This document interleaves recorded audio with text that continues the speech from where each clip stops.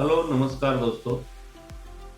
Recently department of health research में masters in pharmacy candidates और MSc के लिए बहुत ही जबरदस्त रिक्रूटमेंट आया हुआ है।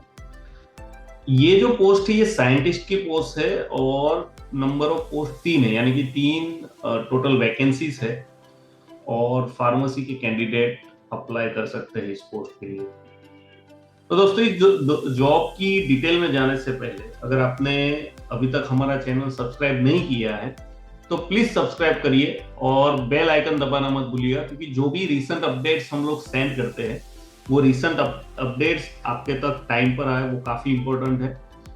और हम लोग डे टू डे बहुत सारी जॉब पोस्ट करते रहते हैं हमारे पोर्टल पे, उसमें से जो इम्पोर्टेंट जॉब होती है या जो टॉप्स जॉब होती है उस डे की, तो उसके हम लोग वीडियोस बनाते हैं और आपके लिए लेकर आते हैं।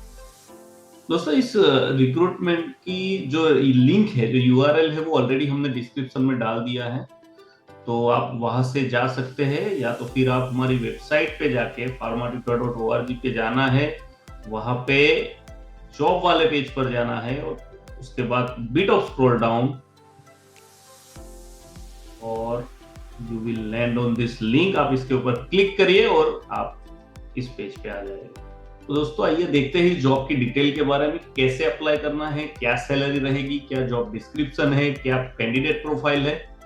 तो देखते हैं दोस्तों। तो दोस्तों डीएचआर जो है, डिपार्टमेंट ऑफ हेल्थ रिसर्च, ये ministry of health and family welfare के अंतर्गत आता है और इसमें जो भी आपको काम करना रहेगा वो रिलेटेड टू गवर्नमेंट बॉडीज के रिलेटेड आपको काम करना रहेगा।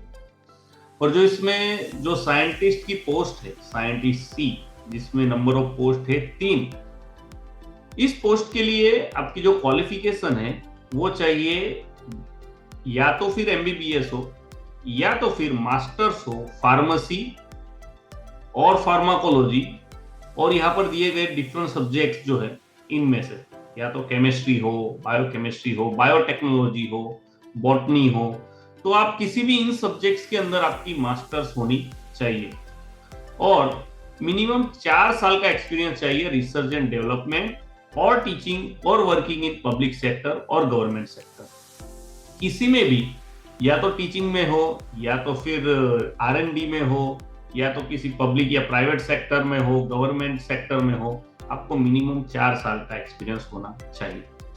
और जो फिक्स सैलरी रहेगी वो रहेगी 67,000 प्लस एचआर अलग से होगा, इसमें ऐड होगा एचआर आपका, ठीक है। एज लिमिट जो है वो 45 से ज्यादा नहीं होनी चाहिए आपकी एज, 45 ईयर्स से, और रिलैक्सेशन दिया जाएगा as per the government rules. जो गवर्नमेंट सर्वेंट से, एससी एसटी ओबीसी कैंडिडेट से, इनको गवर्नमेंट के हिसाब से रिजर्वेशन दिया जाएगा। जो रिस्पॉन्सिबिलिटीज है बेसिकली इसमें आपको डीएचआर के जो भी साइंटिफिक और टेक्निकल एक्सपेक्ट्स है उनको इम्प्लीमेंटेशन करने हैं, उनकी स्कीम्स को, और उसके अलावा जो भी प्रपोजल या एप्लीकेशंस आती है मेडिकल कॉलेजेस की और इंस्टीट्यूशंस की, तो उसके ऊपर आपको वर्क करना है, कुछ मीटिंग्स ऑर्गेनाइजेशन, और ये सारी, मतलब कि यहाँ पर पूरा डिटेल दिया हुआ है। मुझे लगता है आप यहाँ पर आके ये पढ़ सकते हो, यहाँ पर सारी डिटेल दी है कि क्या रिस्पॉन्सिबिलिटीज रहेगी आपकी। सेम वे जो जूनियर हेल्थ इकोनॉमिस्ट की पोस्ट है, इसमें 2 वैकेंसीज है और इसमें master in public health apply कर सकते हैं, यानी कि फार्मेसी के कैंडिडेट अप्लाई नहीं कर सकते। इसमें जो जो बेसिक इंफॉर्मेशन है, मतलब जो बेसिक पोस्ट है फार्मा कैंडिडेट्स के लिए, वो है साइंटिस्ट की पोस्ट, जिसमें 3 वैकेंसीज है। और जो जूनियर हेल्थ इकोनॉमिस्ट है, इनकी भी सारी डिटेल इस पोस्ट की यहाँ पर दी हुई है। उनकी सैलरी है 60 to 70,000 पर मंथ और एज लिमिट 35 ईयर्स है। तो ये जो डिटेल्स है, जो क्वालिफिकेशन, जो रिस्पॉन्सिबिलिटीज, ये सारी यहाँ पर हमने मेंशन की हुई है। इसके साथ साथ बहुत सारी टर्म्स एंड कंडीशन है इस जॉब की, जो हमने यहाँ पर मेंशन करी है, जो आपको यहाँ पर आके ये सारी डिटेल आपको पढ़नी है, उसके बाद ही अप्लाई करना है। और इसमें जो इम्पोर्टेंट चीज है कि आपके टीए डीए क्या रहेंगे, नहीं रहेंगे, लीव कितनी ले सकते हैं, अलाउंसेस कौन से है, कौन से नहीं है, ये सारी डिटेल यहाँ पर मेंशन है। तो आपको इस पेज पे आना है और यहाँ पे आके पढ़ना है। तभी आपको पता चलेगा कि कैसे स्पेसिफिकली अप्लाई करना है। और अप्लाई कैसे करना है कि एप्लीकेशन शुड बी सेंड, आपको एप्लीकेशन इस मेल आईडी पे सेंड करना है, departmentofhealthresearch@gmail.com बाय 15 अक्टूबर 15/10 के पहले आपको ये सेंड करनी है। और इसके अलावा कोई भी तरीके से आप एप्लीकेशन नहीं दे सकते हैं।